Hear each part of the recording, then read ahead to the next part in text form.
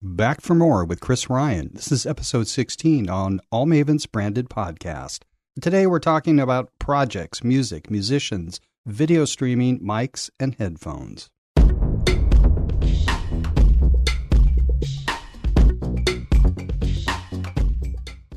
Chris is back with me for the fourth time to catch up on everything pandemic, music, and how Chris has managed to do so well in his business, Ryan Video Productions, this year.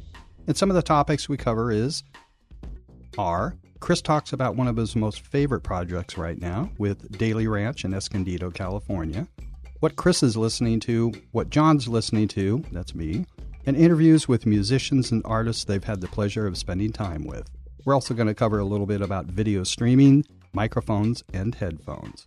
Hey, Chris, I want to welcome you back to All Maven's branded podcast. Do you realize this is the fourth episode you've been on? Is it 4? It's lost 4. track of one. Let me read them off to you. So number 2 was Making Heroes with Branded Video Storytelling. Yeah. And then number 3 was Reese Harris and Chris Ryan, Brand Equity. Oh, yeah, that's right. And then number 5 was Preparing for Your Brand Video Shoot and More Music, which I'm sure we'll get into today. You said that was number 5? That was number 5. So this is number 6? No. I'm sorry. we're going to be at number 16. We're counting down time. Number 15 with Logan and Anna. An episode I did with them. They have a business called Call Me Unstoppable. Oh, I like the name of that. And they're sisters, and they're fabulous. So I am Logan Reed. I am a coach and trainer. I am one half of the Unstoppable Sisters. We are indeed sisters. And I'm Anna. I'm the older Unstoppable sister. And I'm the peer support specialist because I come from an entrepreneurial background, but I have gone through everything that the coachee needs to go through. And I'm more of the creative side. Logan is more of the, she comes from, like she said, the corporate background. So she's sort of the connect the dots person. And I'm the kind of find more dots person. Oh my, how do sisters ever go into business without killing themselves or each other? They are so much fun and uplifting, and it's actually a must listen episode. That's episode 15. I'll be listening for that. Yeah.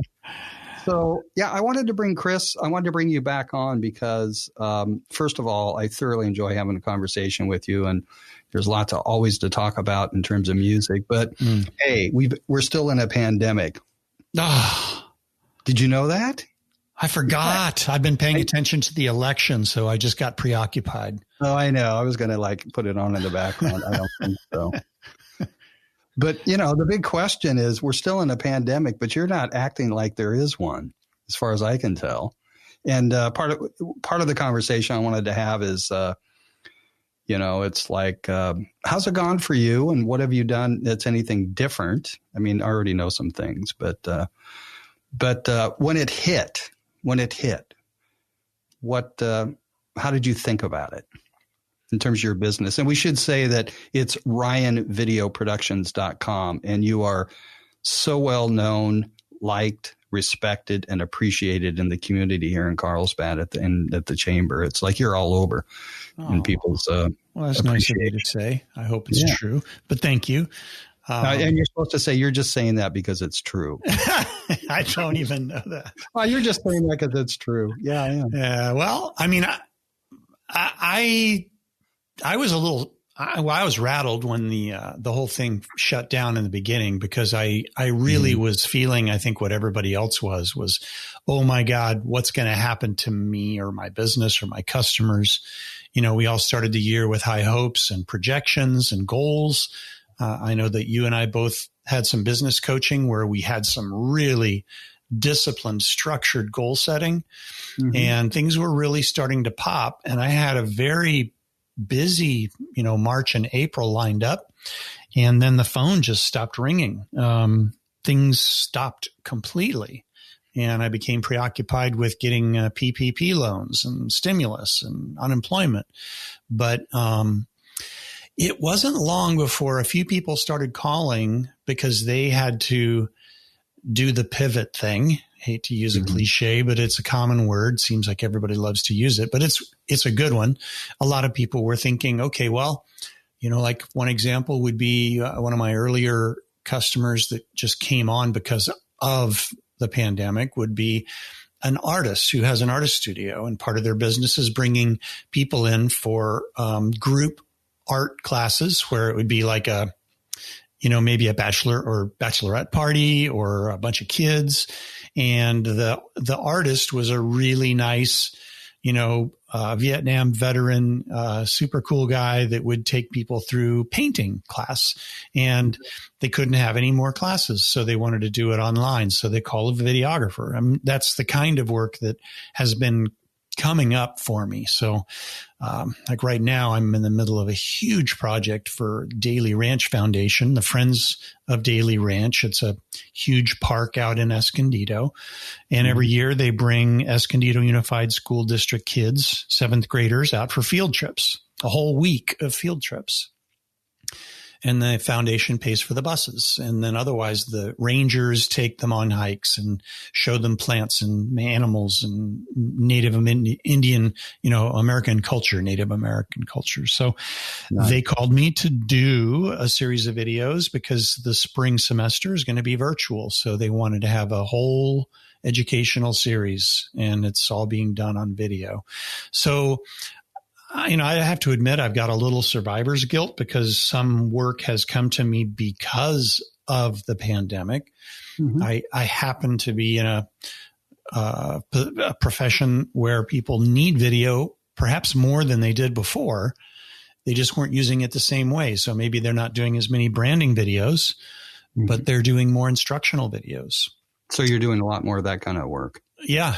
I'd say more than half of my work is really about, online teaching, remote virtual instruction of some kind. Yeah. Nice. Well, I have a project in mind for you. Tell me about it. Well, I think I'll wait, but we'll talk about it. We'll talk about it in another call. Okay. Yeah, because there's people I know that have been doing, well, I'll tell you, it's one company is relationshipbydesign.com. There was a little plug. And I just finished up taking recorded workshops. They came to me, when this whole thing started. They're fabulous people, Lon and Sandy Golnick, and late 70s, early 80s. And of course, technically don't know how to do a lot of stuff. So I was working with them and they just said, is there any way we can take these 12 workshops that we have typically done for the last several years where we fly all over the country, Seattle, Denver, the East Coast, and Southern and Northern California, and do it online? I said, sure. So there was a couple of workshops and we put it all together and recorded these workshops with people, got permission to use them. And then it's just been a lot of work taking that video because it's not really my thing, but I kind of ended up getting what I needed to do to complete it. And did a workshop called Relationship the Real Deal. And it's been very successful. And but taking some of that video and creating an online course on Teachable. But they want to do another course, and I'm probably not up for it. So we'll talk about it. Great. Yeah, it sounds excellent. I found that I like doing that teaching thing. It is interesting to try to translate something that normally somebody would be very direct one-to-one in-person teaching and translating that onto something that can be watched and rewatched. So because you kind of have to think of, okay, what text do I need on the screen? Because some people are audio learners, some people are visual learners, sometimes they're tactile or kinetic. So, how do we get the most out of this? So like out at Daley Ranch, the rangers, they're bringing sage up to their nose and it smells like, something's cooking in the kitchen, but it's just got this really bitter flavor. And so the more we can bring out the senses in video, just try to stimulate that imagination thing. And it almost goes back to the days of, when there was just like radio dramas and then the imagination was completely filling in the blanks because you're hearing actors. And then so you're seeing everything in your mind. Well, with video, sometimes you have to try to do that too, paint a picture and really stimulate other senses to get the full learning experience. And I think that's a fun challenge. Yeah. Have you not figured out how to do video scratch and sniff? No, but I know Steven Spielberg and the guys out there at whatever it is. What is that ranch? Lightworks. What is it? Lightworks. Is that right? Is it Lightworks? The audience is throwing stuff at the speakers right now because they know what it is. But you guys don't know what you're talking about. It's a common. You'd know it if I said it in a heartbeat. But it's George Lucas's ranch up in Northern California. So anyway, I think the scratch and sniff thing was tried. I think they even were doing some of that with theaters shortly before the pandemic. A Regal Cinema near me was doing this crazy auditorium that had, the whole vibration thing going on, and they would put wind in and they would do some aromatherapy, some of that, a complete sensory experience, just like they do up at Disneyland. Yeah. I'm very interested in that stuff as well. Yeah, me too. With her not seeing, the phase 2 will be drama podcasts. I'm already putting together voice talents and looking for a good sound designer. Yeah. So if you're out there and you're a sound designer, get a hold of me. You can get a hold of me.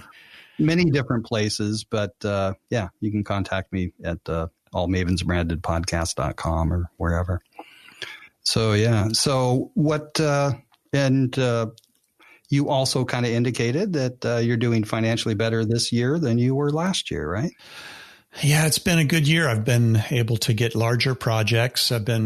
My word for the year this year is focus. Last year it was yes, because it was my first full year in business. So I just said yes to everything, which included doing a lot of good things for people without a lot of money, but they did have influence. And so that's kind of how I gained awareness by doing things for people who would tell a friend. So I had to be careful of, how much I would say yes to that didn't pay well. But this year I'm getting the awareness level to the point where people are willing to pay, and I am able to get, some larger projects. I've had, a couple different projects that were 5 figures that last year would be unheard of. Last year I was like, wow, you've got more than $1,000 for a video. Great. I'm happy. So it's all a growing experience. It's all relative. So what would you say is, talk a little bit about your attitude or shift in attitude. I mean, attitude, like, what did you do? I mean, you've talked a little bit about it here, but fundamentally there's a saying that your altitude depends on your attitude, right? So your attitude was that last year of giving a lot. I know you gave a lot at the chamber, and but with the pandemic, what was the primary shift in attitude, if anything, that really helped pave the way for where you're at today? Good question. Yeah. I don't know if it was a shift in attitude or I just had to better develop my ability to kind of co-create or have an intention of being successful. I do believe in the power of the mind and mindset to open up doors. When I used to go to chamber events, back when we used to actually get together in person with people, I would always set an intention that I would come out of that with at least one meaningful new contact, whether it became, a job or a referral partner or whatever, or just a good friend, like you and I, we met at those things and it's just blossomed. It's great. So, I've just really developed a keener sense of intentionality. And I also worked really hard at trying to make my website and my online presence more visible. So I did some mechanical things to try to get my SEO up, and then just talking to people, trying to, make a fan. Every time I do a project, I try to make a fan so that it will start some kind of domino effect. So I can't really say what exactly the one thing was. It's not one thing. It's just kind of a mix. And the phone just kept ringing, and I get phone calls from the weirdest places. I had a call from India. Somebody wanted me to do a video here in La Jolla, which is local, but they were an Indian software company that had, kind of one of these reservation and back-end ERP systems for salons. And so they wanted a testimonial, and from India, they searched videographer San Diego, and they found 3 or 4, but they looked at my website. They thought, okay, here's a guy that focuses on business video. And there were a lot of examples of testimonials. So I got a call from Rupali. She lived somewhere in India, and she hired me to do a testimonial. So that's just wacky. That's like reverse offshoring. Yeah, reverse offshoring. Yeah, that's nice. All right, so I'm going to shift to a different subject, regarding music. What are you listening to these days? Have you discovered anything new? Well, I keep going. I'm kind of a Spotify junkie, and I've got a lot of playlists. And so every week they have this Discovered Weekly thing. And so like last week, I saved a couple of things to my playlist that were not necessarily new to me, but I hadn't heard Bruce Hornsby in a while, and it was like, oh, I love that music. Oh yeah. He's so soulful. He's got such a great technique on the piano, and he's such a white guy, he's kind of a long, lanky Southern boy with just a great sense of rhythm and melody. And so I started listening to his stuff, and then that led me down a rabbit hole where he did a duet with James Mercer, who's the leader of the Shins. And so I started re-listening to the Shins. And then my wife turned me on to a podcast. I've been listening to Rob Lowe's podcast called Literally. And he's got a lot of interesting, because being in show business, he's got a lot of friends. He was on the Wayne's World videos or movies. And so he had Dana Carvey on one show, Mike Myers, and a really just smart guy, very bright. So I've been listening to, a lot of that, but music, I don't know. Iron and Wine, I've been really getting into some of their music and their duets with Calexico. So I kind of southwestern ranch music. Yeah, I first heard about Calexico when I was doing some marketing for Jonathan Holden, who had Rhythm and Roots music in Tucson. Yep, KXCI. Yeah, and he would, you can just say it better than me. But anyway, and Jonathan would just send me CDs like crazy. So I first heard them. Unfortunately, Jonathan passed away a number of years ago. It was a really strange situation. Yeah. But, so I don't know if I discover a whole lot of music through NPR's All Songs Considered. Okay. And I'm not on Spotify. I usually use Google Play Music, which I like a lot because I actually can flip between just audio, video, and also look at the lyrics as well. Okay. It's really fun. But one of my favorite podcasts also is called Broken Record with Malcolm Gladwell, Rick Rubin. Oh, yeah. Those guys. Malcolm, he's a brain twister. Yeah. Yeah. I like the way he thinks. Yeah. October 29th, they had Carlos Santana and Cindy Blackman on. That must have been fun. I haven't heard it yet. Carlos is a very cerebral guy, very soft-spoken. Yeah, you must have heard it. I mean, he's a super humble guy, but very spiritual. And I've heard many, many interviews with him over the years. And he's just always so thoughtful and so humble. And yet, he's been, a guitar god for years, long time. I mean, he was at Woodstock. I think he might have still been a teenager. Mike Shreve was their drummer. He couldn't even, I think he was like 18. They had to sneak in the back door of those clubs they were playing because, they weren't even 21. Right. Hey, do you ever do you listen much to Bon Iver? Listen to what? Bon Iver? Bon Iver? No. Justin Vernon? Well, I'd call it experimental alternative music, but he's a guy that is just really interesting in terms of the layering of electronics and then like found items. You get some really organic kind of strange sounds. He does some things with his voice where he does some falsetto stuff that's just, it takes a little getting used to, but he's also, I don't know how you write songs like that. You know, I listen to that music and I think, how does somebody sit down and put that down, you know, on paper? Like, how do you teach a band to play something that structurally interesting and complicated, and yet it's beautiful, you know, just beautiful music. Well, he's obviously has some great players. Yeah. Yeah. And his influences go deep into jazz, and a lot of his players, you can tell, have jazz roots. He always works with a horn section, although they don't do like, you know, Tower of Power, Chicago style horns. They do very just atmospheric and kind of dense.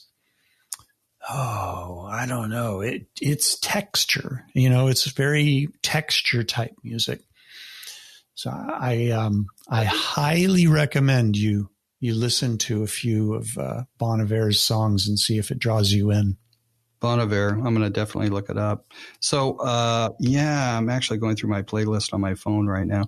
I've been actually revisiting Keith Jarrett, everything he's done. Oh, yeah. And I found out the other day that evidently he had a stroke or something. And could play with one hand, but decided not to. So he's not playing anymore. Wonder what he's doing, because he's such a musician. I wonder if he's teaching or something. Yeah, I'm probably sure. But boy, I just been listening to him a lot. And then I did a session with Peggy Lebo, who's going to be, she's a singer-songwriter, just excellent. And she's our vocal coach for her Not Seen Media. So I did a session with her for an hour, which was, you know, I thought, oh, okay, this is going to be how to use your voice kind of a thing. No, it becomes a whole body experience. So at the end of the session, you know, we're talking about, she was asking me questions about, you know, whose vocal range could you sound? Who do you like? And who could you sing? So I've been putting together song lists of people that I think I could probably sing. But I pressed her at the end to say, who do you think? And she said, oh, I'm not going to tell you. You need to discover. And I pressed her even harder. And she said, okay, check out Billy Ray Cyrus. Is that your vocal range? Well, it's where I could be. Yes. Yeah.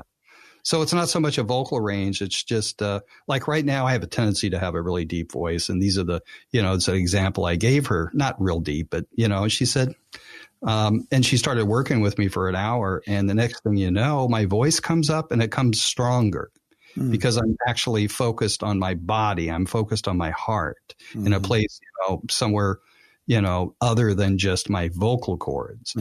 So it's like even just thinking about it right now, I become a lot more expressive. So, so that's what I've been doing. I've been listening a lot to myself. What can I say? I find that if I were to sing along with an artist, I can probably hit the notes pretty well with Jackson Browne. That's kind of my range. My eyes I actually, well, obviously I can't sing. Can you sing a little Jackson Browne there? Rock me on the water, baby, won't you soothe my fevered brow? I don't know if that's quite there yet, but anyway, I like his music.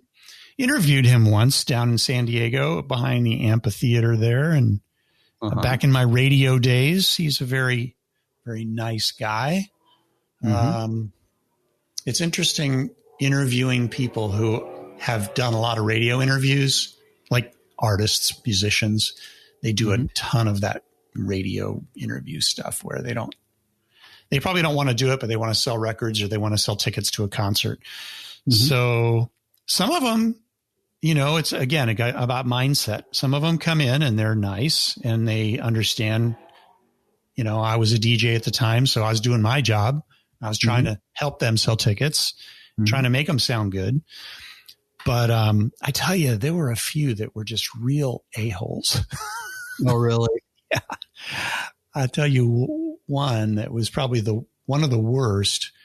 Well, there was Frank Zappa, but he was just notoriously kind of had a snide attitude anyway toward most things, but especially radio people.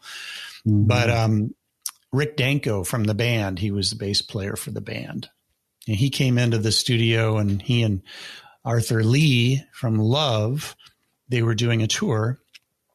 And Arthur Lee was kind of nice. He was a little bit quiet, but Rick Danko, you could tell he did not want to be there. He was just doing it by rote. He didn't have any inclination to give me serious answers. In fact, he kind of mocked the questions because he'd probably been asked those questions a million times. Yeah. So he made it clear to me that was not an interesting question.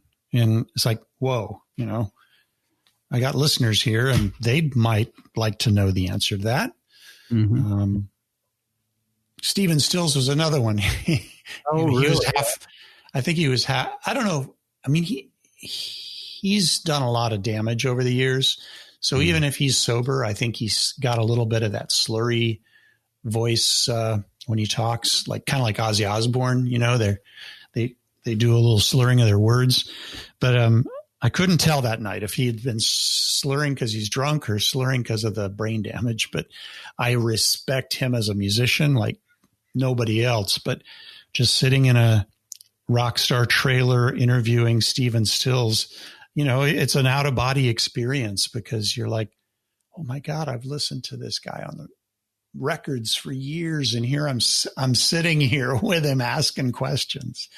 Like, wow, this is a cool job.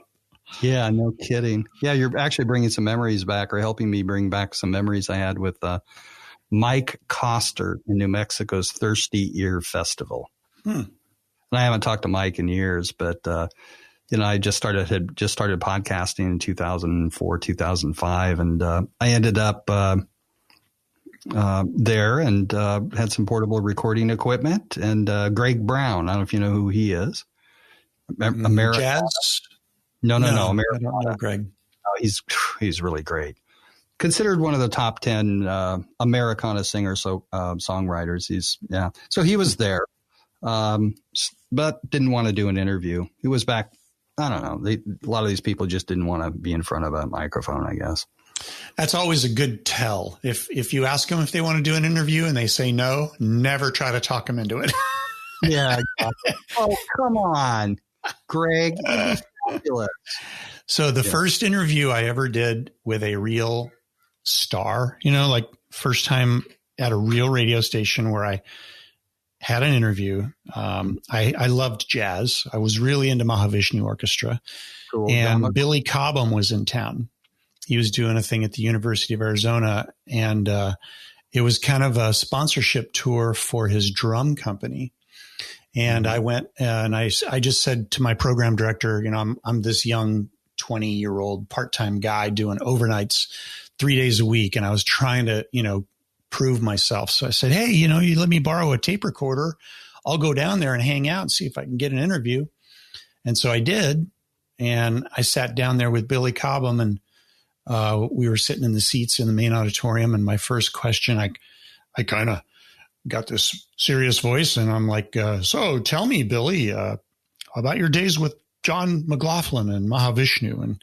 And he heard the question, he heard my voice changing, and he said, well, Chris, I'll tell you, it was really good. And so he started mocking me a little bit, but he was cool and we had fun. And then I asked him about the drum manufacturer because I thought, well, that's, a promo tour for his drum manufacturer. So I said it wrong. I said Tamla because I was thinking Tamla, that was a record label. That was a Motown record label. Stevie Wonder did a lot of Tamla records. So I was thinking, maybe that's what it is. Well, no, it was Tama. And he was very quick to clarify that I mispronounced and had no idea what kind of drums he was playing. Yeah. So you get humbled, you ask questions, and sometimes, you run the risk of looking stupid, but that's what happens in live radio, live TV. You're always running the risk. Anytime you're live, you could look stupid. Yeah. Often it's better to keep mouth closed and appear stupid rather than open mouth and make self stupid, right? But if you're on radio, it's hard to do that. Yeah. Right. What, did our radio die, honey? I can't hear you. This is the new thing. This is silent radio. It's on Sirius and it's channel 5000. It's really good. Listen to this part especially. Quiet. Yeah, good. Probably a good channel for people that have Teslas, huh? Yeah. I have yet to ride in a Tesla. That's one of my bucket list items. Yeah. I was in Scottsdale last year. I think it was beginning of last year, checking out some technology. And the CEO of the company said, let's go to lunch. And I jumped in his Tesla, and first time I'd been in one. And I said, Brian, I think it was Brian, could you like punch it just once for me? And he sure did. And it's just like, oh man, thrown back like that. Nice. I mean, I bet it was quiet too, acoustically. Quiet. I mean, you can hear the motors rev up, but it's not very loud. Yeah. It was a pretty incredible experience. So what's on my list for my next car, if you want to know the truth? Oh, nice. Yeah, I'll just keep bicycling and saving my coins. I'm going to go from a bicycle to a Tesla. Nothing in between. Yeah. No, this lady across the street in the development just she sold her BMW and bought a Mercedes. And I'm sort of going, really? I guess it's still quite statusy around here, but God, I would just jump into a Tesla before a Mercedes any day. So, what's interesting about that? You go to different neighborhoods that are rich neighborhoods. And, when I go, I don't live there, so I'm visiting. So I notice everything. Like I go to Rancho Santa Fe, which is here in San Diego County, northern. And everybody is driving around in Range Rovers.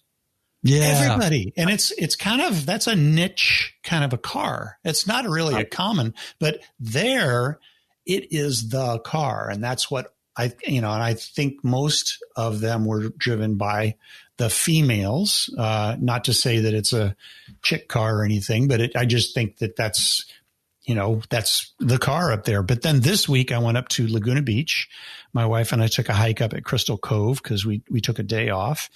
And we went into this one Trader Joe parking lot. They had a Williams Sonoma. It was kind of a shishi parking lot, shishi parking mall.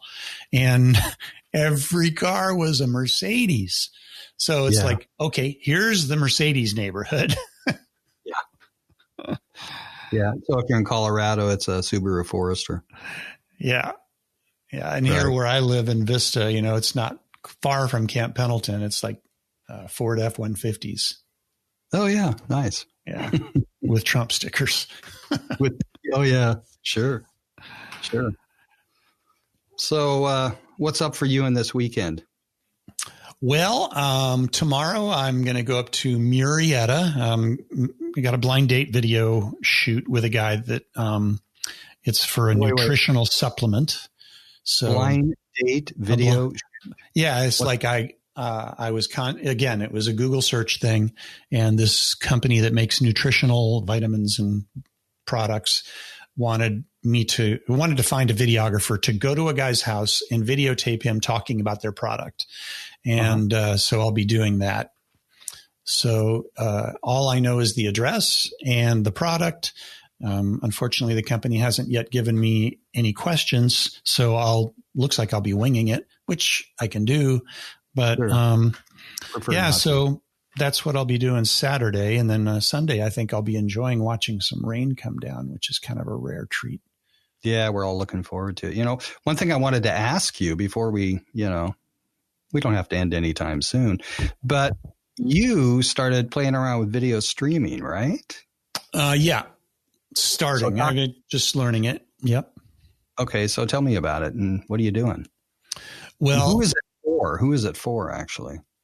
Well, it can be for anybody who wants to do something they've made it so easy now that both the technology of the hardware, I'm using a Blackmagic ATEM Mini Pro, which, you do a lot of internet research before you buy anything, and super easy. It can be used just like a webcam switcher. So say you wanted to hook up two cameras, and instead of on your Zoom call, you don't use your video camera on your computer, you could actually hook up a couple of good cameras and then cut between two angles and kind of freak people out on your Zoom call.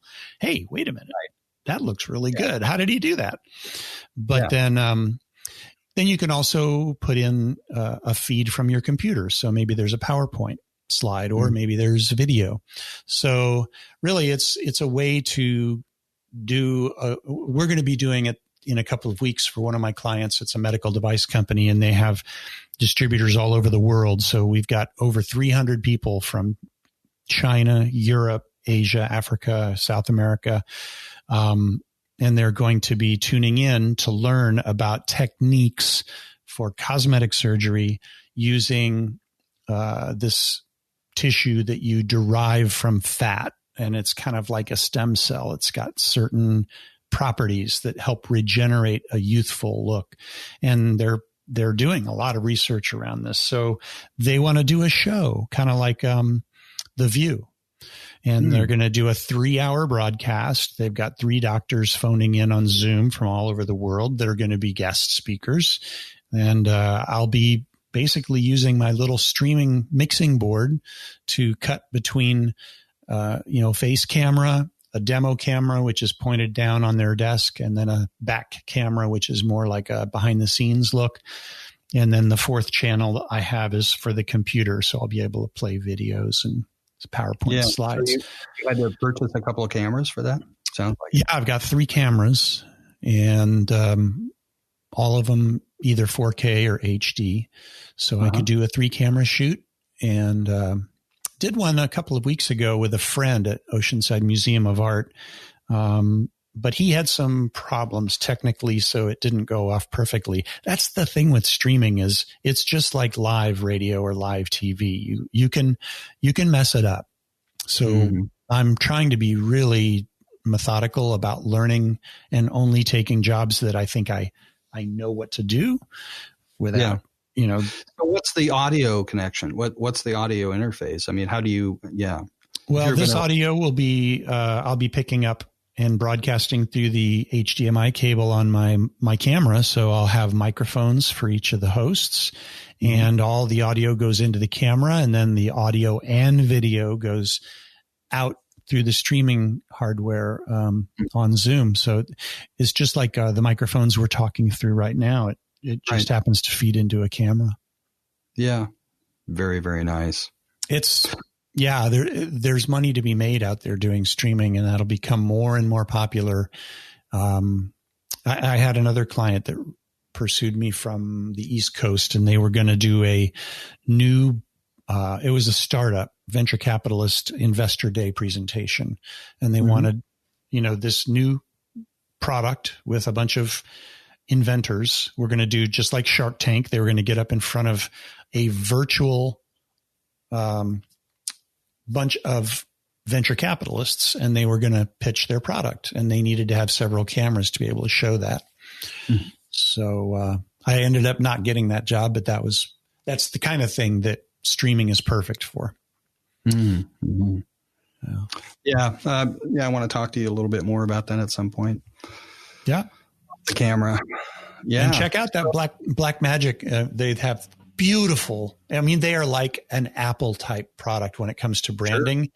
Sure. You go to their website, you get their packaging. Everything is perfect. Everything is precision made. It feels and looks, and, just the quality is there. The simplicity and the user interface is very intuitive. So, I'm not being sponsored by them. I paid full price for the unit, but I like working with things that are so well designed. Yeah, no kidding. Yeah. No, I totally get that. Yeah. I actually want to let everybody know that Chris is speaking. I'm not sure about his headphones. What are you using for headphones? Same as you, the Sony Pro Yeah. What is it? Yeah, the Sony Professional MDR 7506. They have a pretty well. They're high, they have a really attenuated high end, is my experience. But do you get that at all? Do you feel it's pretty flat? No, I get a good dynamic range through these, and I love the earpieces. They're super comfortable, and I wear glasses, so a lot of times headphones are uncomfortable because the foam is stiff and makes your glasses, pinch into your head. So I've always used Sony's my whole career. Yep. And then he's also speaking with my recommended to him, the Samsung Q2U. A little hard to find. I know that Walmart still has them. And I'm actually speaking with the AKG C1000. Now, this is a microphone I got 15 years ago when I started podcasting. So this is Chris is a dynamic mic. This is a condenser mic. It is an electrolytic condenser. And then actually everything runs through the Rodecaster Pro. And I don't know if we've talked about that. But and then we're talking via Squadcast, which I'm really, really happy with as well. And that was just a little bit of, hey, that was the tech stuff for how we're doing this. But anything else you want to wrap up with, Chris? Let's see. I heard my wife told me this week that she had heard a podcast and Joni Mitchell actually came out and gave an interview. And, nice. She just disappeared a few years ago. She had a medical mystery and people were wondering what the heck happened to Joni. And evidently, I guess she had 1 or 2 aneurysms and it's left her in partially paralyzed. She's learning how to talk again, but she just went totally reclusive after that happened. So I'm just looking, I just happened to be looking at my Spotify playlist and Joni Mitchell just popped up. So I thought, well, that's a good closer because she's one of my heroes. And I'm really happy that she's coming back out and is able to talk again. Yeah. By the way, your wife talked to me about, are you in your studio now? Well, yeah. It's my garage office / studio. I don't really use it to do much recording, although obviously I can do podcasting. But in terms of video, it's not big enough for that. But I could put a camera in the corner and do that. That would be no biggie. But yeah, it's great to have a little home office. I love it. I know. Well, that's what I have. Yeah, I live in a 1-bedroom part of a house. All right. It's completely separated from the other part. Well, it's in the back of the place, which means it's quiet. Yeah. It's the only room that actually has carpet, which means it's quiet. So, so the 1-bedroom is my studio and I sleep in the bathtub. I don't believe that. Only when you've had a few too many. No, I know. It doesn't really happen anymore. Well, my recommendation, John, and anybody listening is do check out Bon Iver, BONIVER, 2 words. It sounds weird. It's not the guy's name. I'm not exactly sure how they got the name, but I don't know if you can hear my dog barking. But do check out Bon Iver. You'll go into some interesting places with that. Well, I'm gonna do it. It'll be in the show notes as well. Cool. Yeah. Well, thanks, John. Thank you, Chris. It's been fun. I know. It always is fun with you. Always. Thank you. And you have a good weekend, okay? You too.